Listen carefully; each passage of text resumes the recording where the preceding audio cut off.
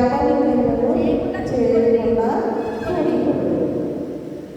ఎవరు అంటే మన పట్ల ఎంతో మంది కీడు చేస్తూ ఉంటారు, మనకు తెలుస్తూ ఉంటారు. మనం అనుకుంటాము వాళ్ళు నాకు కీడు చేశారు కాబట్టి డబ్బులకి దేవుడు చేసేయాలి, లేకపోతే ఏదో రూపంగా మనమైనా చేసేయాలనుకుంటాం. ఇది దేవునికి బైబిల్కి కూడా విరోధమైనది. కీడునకు ప్రతి కీడు చేయకుండా చూసుకోండి. అసలు మనము కీడు చేయకుండా చూసుకోవాలి, మనం ఎవరికి చేయకూడదు.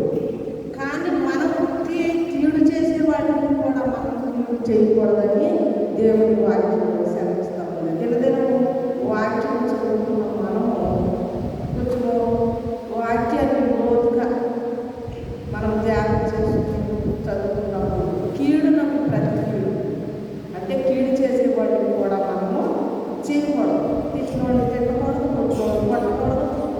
అలాగైతే మనం ఏసయ్య బిడ్డలు. లేకపోతే నువ్వెంతంటే సంఘంలో వెళ్ళిపోయిన వారితో మనం కూడా సమానము. అంతకంటే మనకి ఘనహీనమైన మరొకటి ఉండదు. ఏసయ్య మనం పనులు కనుక ఆయన మనం కూడా ప్రజలకు ఘనత పొందాలి. ఘనత రావాలి అంటే కీడులకు ప్రతి కీడు చేయకూడదు, మాటకు ప్రతి మాట పలకకూడదు. కాబట్టి ప్రియమైన దేవుడు పెట్టిన తర్వాత మీరు ఒకరి ఎడల ఒకరు మనుషులందరి ఎడలను ఎల్లప్పుడూ మేలైన దానిని చేతపడు. మేలైంది ఏదో ఇప్పుడు ఎవరైనా నేను మేలే అనుకున్నాను అనుకున్నది మేల కీడ మనం ఆలోచించుకొని అది మేలైందైతే చేయడానికి సిద్ధపడు, అది మేలైందైతే మాట్లాడడానికి సిద్ధపడు. అది కీడు వస్తుంది అని మనకు తెలిసినప్పుడు దాని జోలికి మనము వెళ్ళకూడదు. బూడిదలో మూతి పెట్టుకోమన్నాడు దేవుడు. ఏంటి? నోటికి తాళం వేసుకోవాలి. ఎవరు దేవుడు పిల్లలంటే మనమే తాళం వేసుకోవాలి. నోరు జాగ్రత్తగా ఉండాలి. అవి ఉండకపోతే ఈ 40 రోజులు కూడా మనం ప్రార్థన చేసి ప్రతిదినం వాక్యం విన్నా ఇదంతా కూడా వ్యర్థమైపోతుంది. కనుక అయ్యగారు చెప్పే ప్రతి మాట కూడా గ్రహించుకుని దేవుని వాక్యం మనలో ఉండాలి. ఇప్పుడు మనం ఏ మాట పడితే ఆ మాట మాట్లాడినా మన ఇష్టానుసారంగా ప్రవర్తించినప్పుడు మనలో ఏం లేదు, దేవుని వాక్యం లేదు. కనుక మన ఇష్టానుసారంగా మాట్లాడుతున్నాం, మన ఇష్టానుసారంగా ప్రవర్తిస్తున్నాం. కీడు ప్రక్రియ కాదు, ఎదుటి వాళ్ళు కీడు చేసే స్వభావం మనలో ఉంది. కనుక మీరు ఎలా ఉండాలి? ఎల్లప్పుడూ మేలైన దానిని అనుసరించినట్టు ఎల్లప్పుడూ సంతోషంగా ఉండండి. దేవుని పిల్లలమైన మనము దేవుని వాక్యంలో మనము ఉంటే ఏముంటుంది? సంతోషమే ఉంటుంది, సంతోషం ఉంటుంది. దేవుని వాక్యం లేకపోతే సంతోషం ఉంటుంది. ఈ లోకంలో ఉన్నాయన్నీ మన హృదయంలో పెట్టుకుంటే సంతోషం దేవుని ఉండదు. ఐక్యక విచారం వలన విశ్వాసం మనం కోల్పోతాం. అందుకని లోకాన్ని పక్కన పెట్టి దేవుని వాక్యం మన హృదయంలో పెట్టుకోవాలి. పెట్టుకున్నప్పుడే దేవుని వాక్యం మనం కూర్చున్నప్పుడు లేచినప్పుడు దేవుని వాక్యాన్ని ధ్యానించుకుంటూ ఉంటే మనకేముంటుంది? సంతోషం. చదువు ఎడతెగక ప్రార్థన చేయాలి. ఇదే మన అవసరం. మనం ఏం చేయాలంట? ఎడతెగక ప్రార్థన చేయాలి. ప్రతి విషయంలోనూ ప్రార్థన చేయాలి. ఏదైనా మనకి మేలైనా కీడైనా దేవుని సన్నిధిలో ప్రార్థన విజ్ఞాపనతో మీరు ఉండాలని సెలవిస్తాం. ప్రార్థన చేయాలి.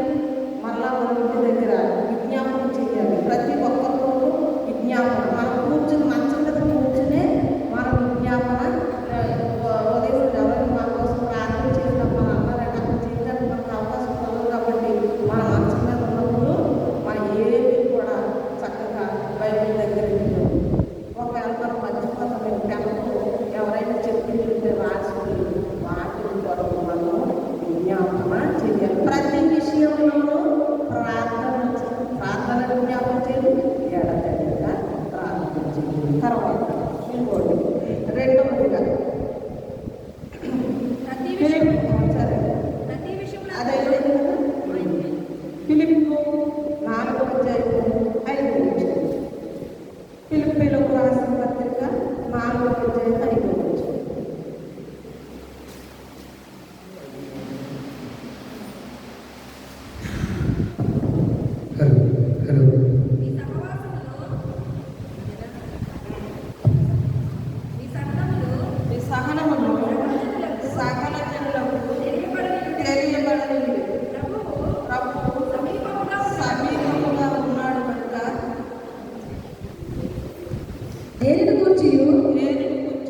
చింతపడకండి కానీ ప్రతి విషయంలోనూ ప్రార్థన విజ్ఞాపనల చేత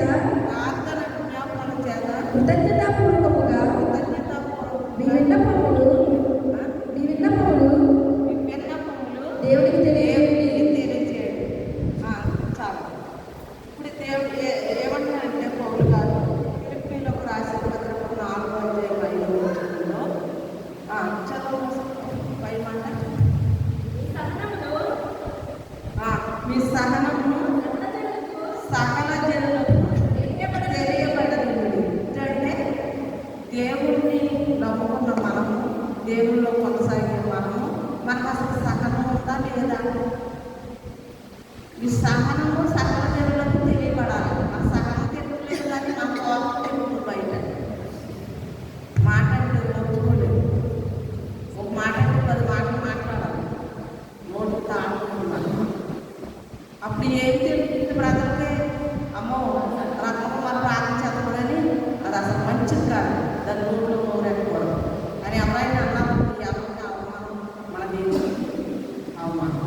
కనుక మనము సహనము సకల జనులకు తెలియబడాలి. దేవుని యొక్క భయభక్తులు కలిగి అప్పుడు దేవుడికి మనము మంచి బిడ్డలుగాను దేవుని పిల్లలుగాను ఉండుటకు అవకాశం ఉందని ఇక్కడ పరిశుద్ధ లేఖనంలో అపోస్తలుల పౌలు ఫిలిప్పీ సంఘానికి రాష్ట్రాలు అడిగినాన్ని మనతో ఆయన మాట్లాడుతున్నాడు. చదువు. ప్రభువు సమీపంగా ఉన్నాడు. దేనికి కూర్చి చింతపడకడి. అంటే లోకంలోకి వెళ్ళిపోతూ ఉంటాం మనం. అది సంపాదించాలి, ఇది సంపాదించాలి అన్న ఆలోచన మనకుంటుంది. మందిరానికి వచ్చినా కానీ దేవుడు మమ్మల్ని దీవిస్తాడు, ఆశీర్వదిస్తాడు, మేము బాగుంటాము, అది సంపాదించుకుంటాం, ఇది సంపాదించుకుంటామని ఆ ఆలోచన పక్కన పెట్టి ప్రభువు సమీపంగా ఉన్నాడు కనుక దేనికి కూర్చి చింతపడకండి. అవి పక్కన పెట్టండి. ఏ దినము ఆహారం మాదిరిగా దేవుడు మనకి దయచేస్తాడంట. వాటిని పక్కన పెట్టి ప్రభువు సమీపంగా ఉన్నాడు కనుక దేనిని గురించి చింతపడకూడదు. కానీ ప్రతి విషయంలోనూ ప్రార్థన జ్ఞాపకం చెయ్యదు. ఒకవేళ మనకు ఉన్నటువంటి సమస్యలు ఓల్డర్లు ఉంటాయి. మనం మనుషులమైన తర్వాత వాటన్నిటినీ కూడా దేవుని సన్నిధిలో ప్రార్థన చేయండి తప్ప వాటి మీద మీ ఆత్మను తొలగించుకోవద్దు. దేవుని మీద. ఎందుకంటే ఇవన్నీ మనలో ఉన్నప్పుడు ప్రార్థనకి వెళ్ళాలనిపించదు, వాక్యం చదవాలనిపించదు, పాటలు పాడాలని. ఇంకా మనం ఎలా ఉన్నామంటే ఏమో రన్ చేయలేకపోతున్నాను, ఎందుకంటే నాకున్న బాధలు తెలుసు కదా, అందుకనే చేయలేకపోతున్నాను అని మనం ఎన్నోసార్లు అనుకున్నట్టుగా ఉంటాం. ఎందుకంటే వాటిని మన హృదయంలో పెట్టుకుంటే దేవుడికి దూరం అయిపోతాం. వాటిని పక్కన పెట్టి ప్రతి విషయంలోనూ ప్రార్థన విజ్ఞాపనం చేయండి కనుక మీరు మాత్రము మీ హృదయంలోనికి ఎంత మాత్రము కూడా వీటన్నిటిని కూడా రాని కొడుతూ ప్రభువు సమీపముగా కృతజ్ఞతాపూర్వకంగా విన్నపములు దేవునికి తెలియజేయడం. విన్నపములు అంటే మన కుటుంబంలో అనేకమైన బిడ్డల విషయంలో కానీ, కుటుంబ విషయంలో కానీ, లేకపోతే మనకు ఆర్థిక ఇబ్బందుల వల్ల అనేకమైన సమస్యలు భర్త వల్ల కానీ చాలా ఉంటాయి. వాటన్నిటినీ కూడా ప్రార్థన అంటే జ్ఞాపకం చేసుకోండి. నా కొడుకును మార్చుకోవడం, లేకపోతే నా భర్తను మార్చుకోవడం, లేకపోతే అత్తమామని నాకు అనుకూలంగా ఉంచుకోవడం, లేకపోతే నాకున్న సమస్య ఈ దినాల్లో చూసినట్లయితే అనేక మంది బిడ్డలు భర్త లేకుండా ఉన్నారు. ఎందుకంటే ఎవరి పనిలోనే త్రాగుడు వల్ల వారి శరీరాలను పాడు చేసుకుని ఆత్మను శరీరమును పాడు చేయి ఈ యొక్క మరి దేవునికి విరోధమైన త్రాగుడనే బానిసత్వాలలోనే వారు మరణమవుతున్నారు. అలాంటప్పుడు విడిచిపెట్టబడ్డ ఈ బిడ్డలో ప్రతి విషయంలోనూ దేవునికి ప్రార్థన జ్ఞాపకం చేసుకుంటూ నిన్ను సృష్టించిన వాడు భర్త అయినాడు. సమస్తం మేలు చేయగలిగిన శక్తివంతుడు ఆయన నమ్ముకున్న వారికి ఏ మేలు వదిలేయడం కనుక పోషించేవాడు ఆయన, సంరక్షించేవాడు కూడా ఆయన. విశ్వాసం బట్టి మనం బ్రతకగలం. మనుషులు రొట్టె వల్ల మాత్రం కాదు తెల్లారి దేవుని నోట నుండి వచ్చి ప్రతి మాట వలన జీవించును కనుక దేవుడే మనకి ఆధారం. చదువు. అప్పుడు సమస్త జ్ఞానము మించిన దేవుని సమాధానం యేసుక్రీస్తు వలన మీ హృదయములకు తలంపులకు కావలి. మా తలంపులు ఎలా ఉన్నాయో దేవుడు అది మంచి తలంపులైతే దేవుని కాపుదల భద్రత మనకి ఉంటుంది. కనుక మనం ఏం చేయాలంటే ప్రతిదినము కూడా ప్రార్థన జ్ఞాపకాలతో మనము ఉండాలని దేవుని వాక్యం సెలవిస్తూ ఉంది. మూడవదిగా ప్రార్థన ద్వారా మనం ఏమి సంపాదించుకోవచ్చు అని దేవుని మత్తయి సువార్త 6:33 వచ్చింది. మత్తయి సువార్త 6:33 మరియు నీవు మత్తయి సువార్త 6:33.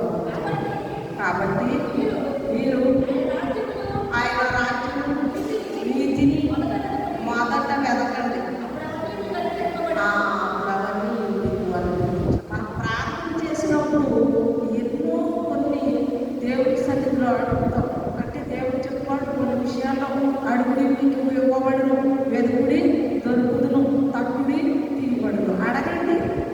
కానీ దేవుడు ఆయాసకరమైనది మనం అడగకూడదు, ఆయనకు విరోధమైనది మనము అడగకూడదు. ఏంటంట? మొదట ఆయన నీతిని ఆయన రాజ్యమును మీరు వెతకండి. మీకు ఏం కావాలో అన్నీ కూడా సమస్తము సమకూర్చేవాడు దేవుడు. అంటే మనం దేవుడు రాజ్యం మనం ప్రయాసపడతాము. అందుకని మనల్ని పరువు కష్టపడుతూ ఉంటాయి. ఆయన నీతిని ఆయన రాజ్యమును మీరు వెతకండి. మనం ప్రార్థన చేసినప్పుడు ప్రభు అని రాజ్యం నిన్న మొన్న చెప్పిన ప్రసంగంలో మనం విన్నాం. దురాశ దేవుని రాజ్యంలో మా బిడ్డలకు పాలు దయచేయమని ఆవిడ అడిగింది. ఆశ ప్రభుత్వ దేవుని బిడ్డారా అంటున్నాడు. ఏసై అంటున్నాడు. ఇక్కడ ఏసై మాట్లాడుతున్నాడు. మొదట ఆయన నీతిని ఆయన రాజ్యము మీరు వెతకండి, అప్పుడు మీకు అవన్నీ కూడా అనుగ్రహించబడు. దేవునికి స్తోత్రం కలుగుగాక. అలాగే యాకోబు పత్రిక 5వ అధ్యాయం 15 వచ్చింది. 15 వచ్చింది. 15 కడిగి విశ్వాస సహితమైన ప్రార్థన స్వస్థపరచడం. ఇక్కడ చూసినట్లయితే ప్రార్థన ద్వారా అనేక మంది రోగులు స్వస్థత పొందుకున్నారు. యాకోబు పత్రికలో అపోస్తలుడైన పౌలు ఏమంటున్నాడంటే విశ్వాస సహితమైన ప్రార్థన ఆ రోగిని స్వస్థపరుచుతుంది. ఎంతో మంది రోగులు ఉన్నారు. సంఘం బిడ్డలను పిలిపించి ప్రార్థన చేయించుకోమని యేసయ్య చెప్పాడు.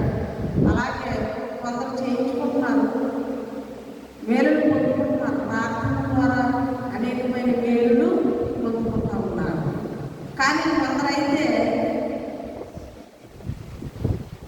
విశ్వాసం కోల్పోయి దేవునికి దూరంగా ఉంటున్నారు. చదువు. విశ్వాస సహితమైన ప్రార్థన ఆ రోగిని స్వస్థపరచు. ప్రభు అతని అతని పాపములు చేసిన వాడైతే పాపక్షమాపణ. చూసినట్లయితే స్వస్థత, పాపక్షమాపణ. ఇప్పుడు మనం వెళ్ళి ఎవరికైనా బాగుంటే ప్రార్థన చేస్తాం. ప్రార్థన చేసినప్పుడు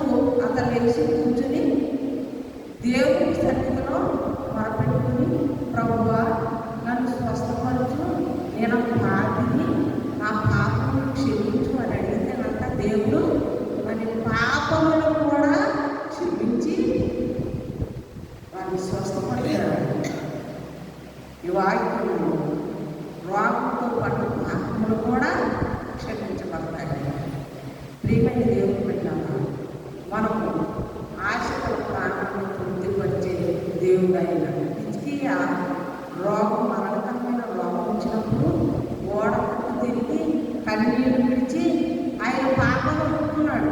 చిన్న పాపం దయచేసి కూడా దాని గురించే దేవుడు శిక్షించాడు. శిక్షించినప్పుడు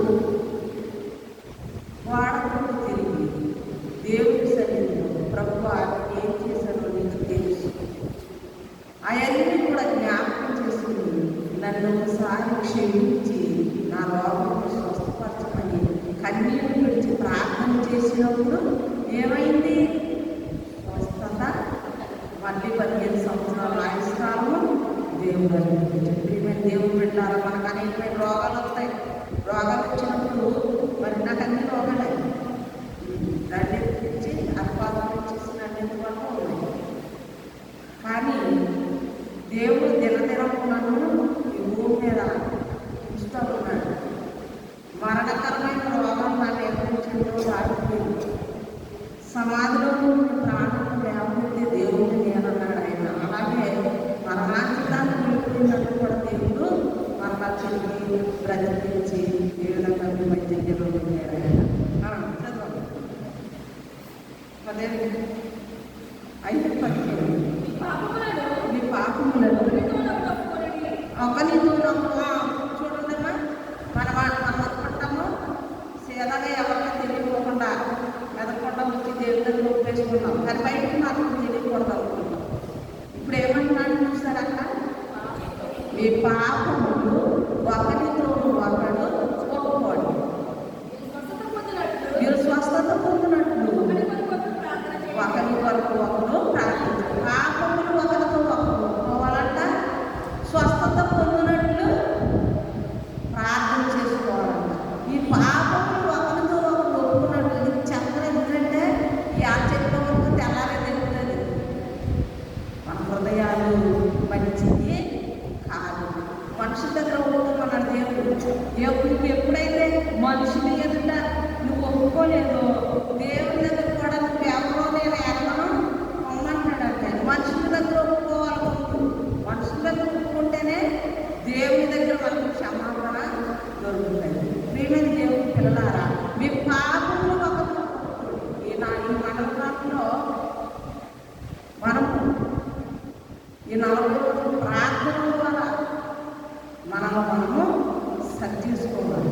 ప్రతిదిన వాక్యం మనము ఈ పాపములు ఒకరితో ఒకరు ఒప్పుకొని అప్పుడు ప్రతి విషయంలోనూ ప్రార్థన చేయాలి. చదువు. మీరు స్వస్థత పొందినట్టు ఒకరి కొరకు ఒకరు ప్రార్థన చేసుకోండి. నీతిమంతుని విజ్ఞాపన మనస్పూర్వకమైనది, బహు బలకరమైనది, బహు బలకర ఏరియా మన వంటి స్వభావం గల మనుషులే వర్షింపకున్నట్లు అతడు ఆసక్తితో ప్రార్థన చేసి 3.5 సంవత్సరములు వర్షింపలేదు. ఎందుకంటే నీతిమంతుని విజ్ఞాపన మనస్పూర్వకమైన బహు బలకరమైనది. ఏరియా మన వంటి స్వభావం గల మనుషులే వర్షింపబడ్డని ప్రార్థన చేసి ప్రియమైన దేవుడు పెట్టాలని మనం కూడా దేవుడు మనకి కూడా అటువంటి అధికారాన్ని ఆయన ఇచ్చాడు. మనం ఎవరైనా సరే, మనం ఎంత ఘోరపాపమైనా సరే మన కోసమే ఆయన సిలువ పడ్డాడు. మన పాపములు ఆయన భరించాడు, మన రోగములు ఆయన భరించాడు. మనకి స్వస్థత ఆయన రక్తం ద్వారా మనకి స్వస్థత, ఆయన దెబ్బలు, ఆయన పొందిన దెబ్బల ద్వారా మనకి స్వస్థత. కనుక మనము ఎలా ఉండాలనేది అపోస్తలుడైన పౌలు గారి ద్వారా కొన్ని మాటలు మనకు మాట్లాడారు. యేసయ్య కొన్ని మాటలు మనకు మాట్లాడారు. ఈ మాటలు మన హృదయంలో భద్రపరుచుకొని కీడులకు ప్రతి కీడు ఎవరికి కూడా చేయదు. అసలు కీడు చేయకూడదు. అయితే మనకు కీడు చేసే వాళ్ళ పట్ల కూడా మనము కీడు చేయకూడదు. కాబట్టి మనము కొన్ని మాటలు, నేను ఒక 3 అంశాలు మాత్రమే చెప్పాను.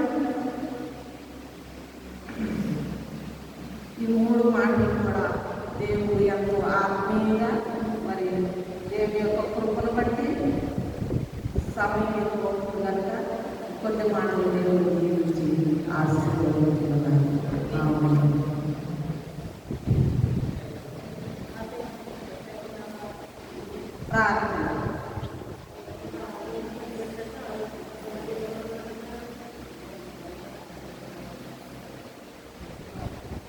మహాపరిశుద్ధ మహాగణుడైన స్తోత్రాలు తండ్రి. ఈ దినము ప్రభువా మంచి మాటలు మాకు నేర్పించినందుకు వందనాలు తెలియజేస్తున్నాం ప్రభువా. ప్రార్థన చేయడం ద్వారా మాకు కలిగే మేలు, మేము పొందుకునే రక్షణ భాగ్యం మాకు నేర్పించావు ప్రభువా. మేము మేలు కానీ ఎదుటివాళ్ళ పట్ల మేము మేలు చేసే భాగ్యం అనుగ్రహించండి నాయన. కీడు ప్రతిక్రియ చేయకుండా మమ్మల్ని కాపాడలేదు. నీ వాక్యం ద్వారా ప్రార్థన చేసినప్పుడు ఎన్ని మేలు పొందుకుంటాము. ఈ దినాన్ని మాకు 3 అంశాలు మాకు మాట్లాడుతున్నారు. ప్రభుత్వాల దేవుడు నాయన ఇప్పుడు వచ్చిన బిడ్డలందరినీ దీవించి ఆశీర్వదించండి. దినదినం కూడా 40 దినములు నాయన ప్రార్థన జ్ఞాపకంతో ఉన్నాము తండ్రి. దినదినము చెప్పబడిన వాక్యం మా హృదయంలో భద్రం చేసుకుని ప్రభుత్వ నీ వాక్యం జోడించే హృదయం ఎల్లప్పుడూ కూడా సిద్ధపడుకునే వాక్యం అనుగ్రహించండి నాయన. మా సంఘ బిడ్డలందరినీ దీవించి ఆశీర్వదించండి ప్రభు. ఇప్పుడు వచ్చిన బిడ్డలందరినీ దీవించి ఆశీర్వదించండి ప్రభు. ఇంకా అనేక మంది బిడ్డలు ఉన్నారు ప్రభు. వేడుకలు దయచేయండి. మీరు ఆత్మని సెలవించున్నాం తండ్రి. ప్రతి వారం సన్నిధికి సిద్ధపడి రావడానికి నాయన సహాయం చేయండి. శరీరం సహకరించకపోయినా ఆత్మ సిద్ధమే కనుక ఆత్మలో వేడుకలు దయచేసి ప్రభు.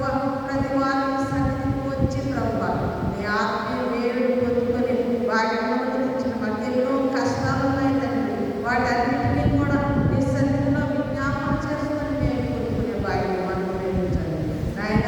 అనేక మంది రోగులుగా ఉన్నారు ప్రభు. వారిని స్వస్థపరచండి తండ్రి నాయన. మళ్ళీ జ్ఞాపకం చేసుకోండి. హాస్పిటల్లో ఉన్నారు ప్రభు. ఆ బిడ్డను జ్ఞాపకం చేసుకోండి. ఆ బిడ్డకు సులువైన ప్రార్థన దయచేయండి. ఒకవేళ ఆపరేషన్ కానీ ప్రభు మరి ప్రీ డెలివరీ కానీ ప్రభు నాయన అనుగ్రహించి ఆ బిడ్డను స్వస్థపరచమని ప్రార్థన చేయించున్నాను. వాళ్ళ దేవ నాయన మరి మీ సుఖం ఎక్కువగా ఉన్నదని ప్రభు దాన్ని నామంలో ఉండడానికి సహాయం చేయండి. సన్నిధిలో వచ్చి సాక్షి చెప్పుకునే వాటిని అనుగ్రహించండి. ఇంకా అనేక మంది బిడ్డలు నాయన వాళ్ళ ఆత్మలో బలహీనులుగా ఉన్నారు. ప్రతి ఒక్కరిని స్వస్థపరచమని ఈ కొద్ది ప్రార్థన